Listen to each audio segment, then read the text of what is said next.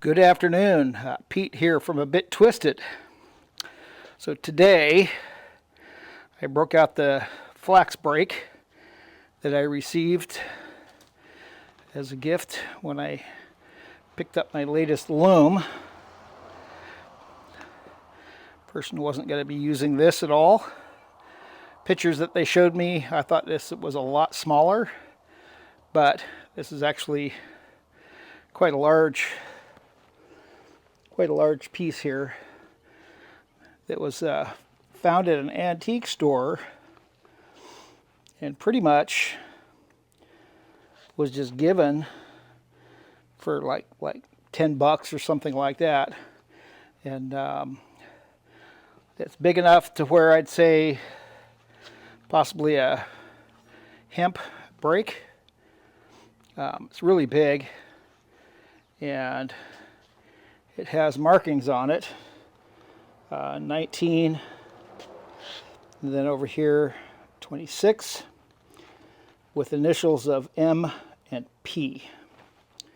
So we do not know who the M and P are, but also it looks to me like the ends here would fit into a cut notch onto a set of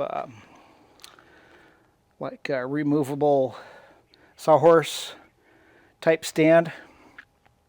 The other side is the same, so it fits in because this is tapered,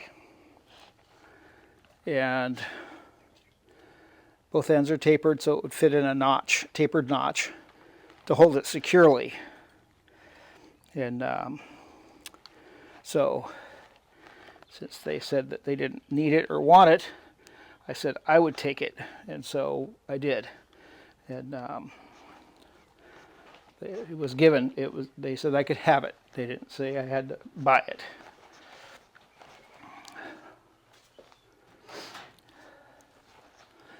So here you see it on two stumps that I have.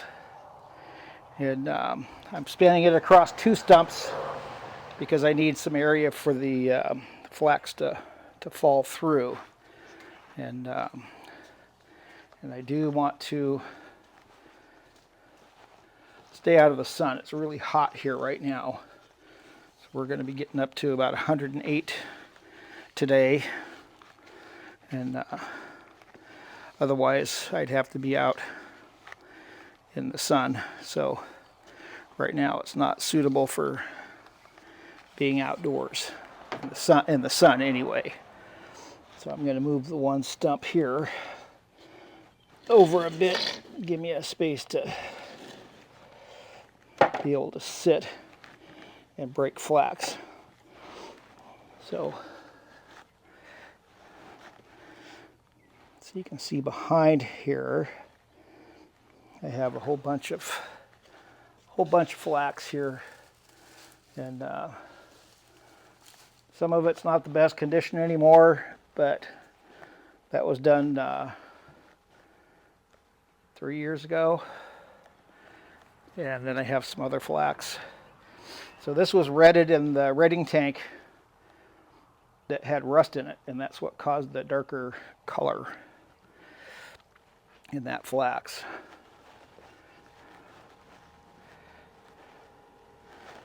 And I have a whole bunch of other flax, also a bunch of Lenore flax that I grew and retted. And so I want to break a bunch of that just to see how it is. So there's my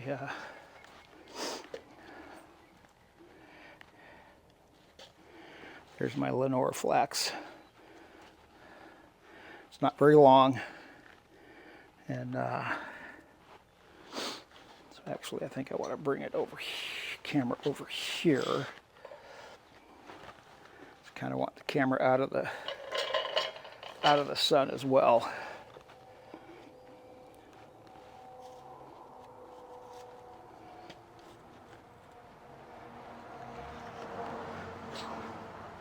So we're just doing some adjustments here of these things here. Give me room to do the work. Kind of show you how it works. If you don't know already how it works.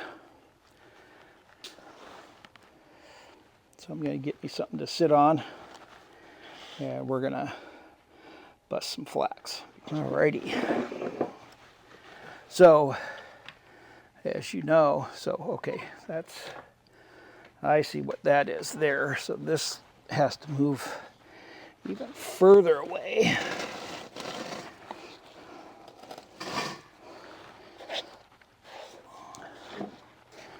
And this needs to move further out as well. Okay.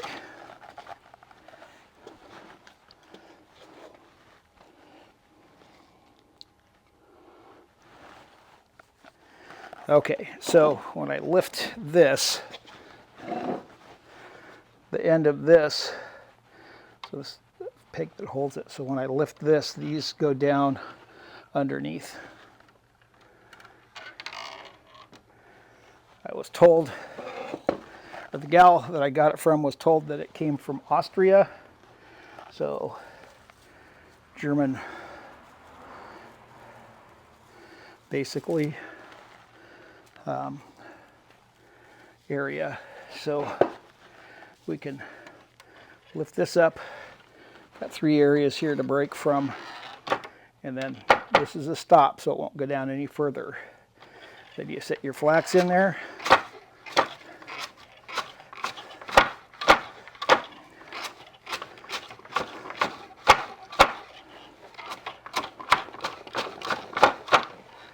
And as you do this, the flax will fall, or the broken flax will fall.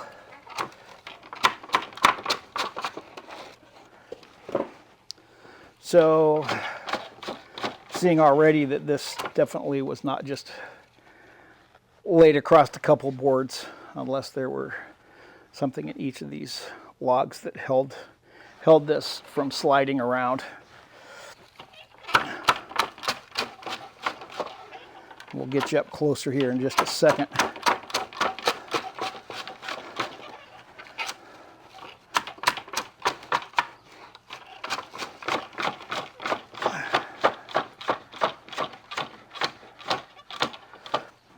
Now you can see it's already quite flexible. And then the roots, you break the roots. There is no fiber in the root itself. It's up from the end. So basically that stuff just falls away.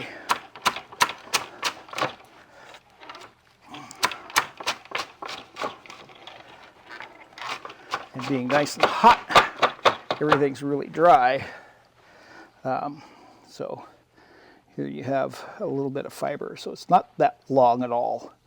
It's just what it is. And this is that Lenore. So it's still spinnable, but not exactly what I would call the best. It is a fine fiber, so it will spin up well. It's just not long.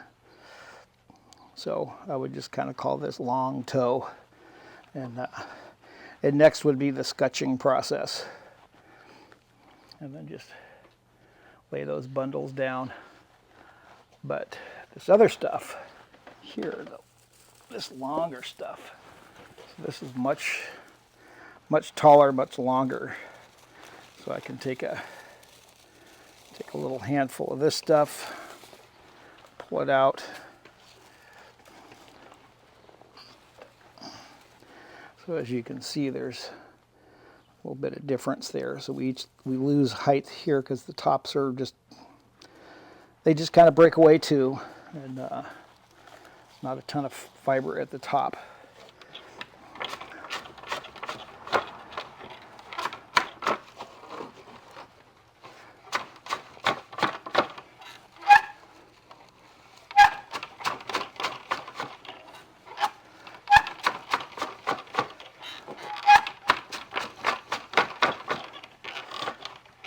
This fiber breaks really easy versus the other stuff. And this has produced some really good fiber. Still not super, super long, but it did pretty good. And as I've already spun some of this before. First time using a real brake though.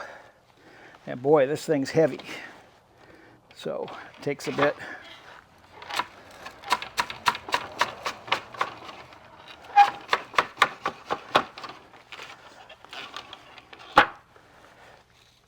And I'll break the roots down.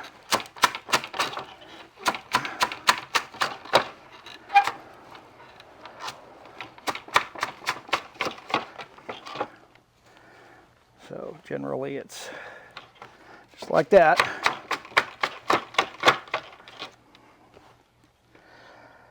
Wow. Okay. So this would be good for maybe hemp. The last flax brake I used actually was much lighter weight than this. It was not heavy at all, easy to use. And you can also use it as a kind of drag out some junk if you want. But typically I would use my scutching knife and scutch this out so you can see how much longer this fiber is. And I'll lose some length when I'm done processing. And also have some good flax tow, which is also spinnable and good for blending with wool. So the tow from this stuff is really good, as long as you can get as much of this stuff out from in between. So if you can do that, then you can make some good woolen, which makes for a little sturdier cloth.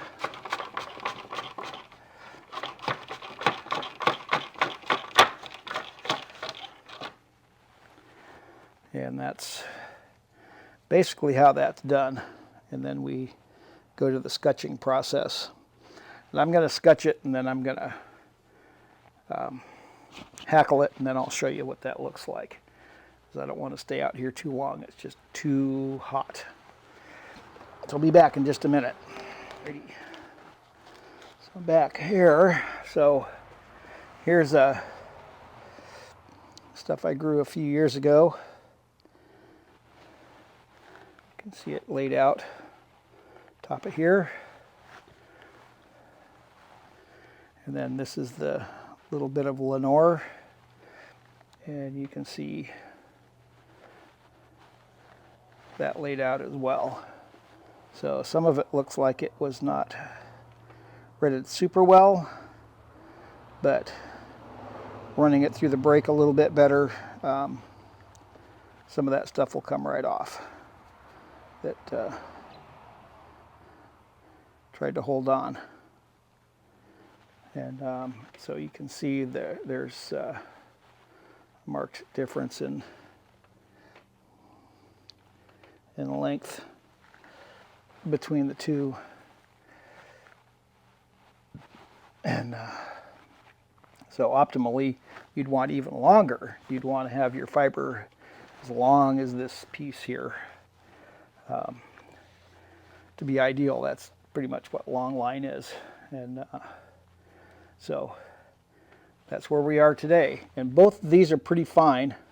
I still think my dark gray from the rusted redding tank is actually a better fiber than the Lenore feel wise. The Lenore feels, I don't know, it's fine, but it feels kind of coarse, but it's not really.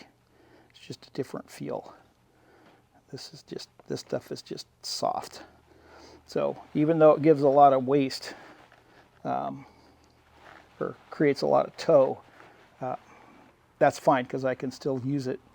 And you could also even use the toe for, and break it down even further and make paper with it if you were so inclined to do so. So my Lenore, I guess, didn't get retted quite as well. That's probably why it still feels kind of coarse. So there you have it. So I have a flax break or hemp break, and it's really heavy and heavy to lift, heavy to use, but still useful. And it definitely looks like it was well worn, and the end up here was used the most because that's where the most of the wear is. And but it still works good, and so I'm pleased that I have it. So now we got to find a way to make a stand for this thing that's going to be solid and secure up for standing height, to use this standing up versus sitting down. And best done early in the morning when it's cool but still dry. So in the morning I'll come out here and do a bunch of breaks, and we'll get a bunch of fiber up for spinning.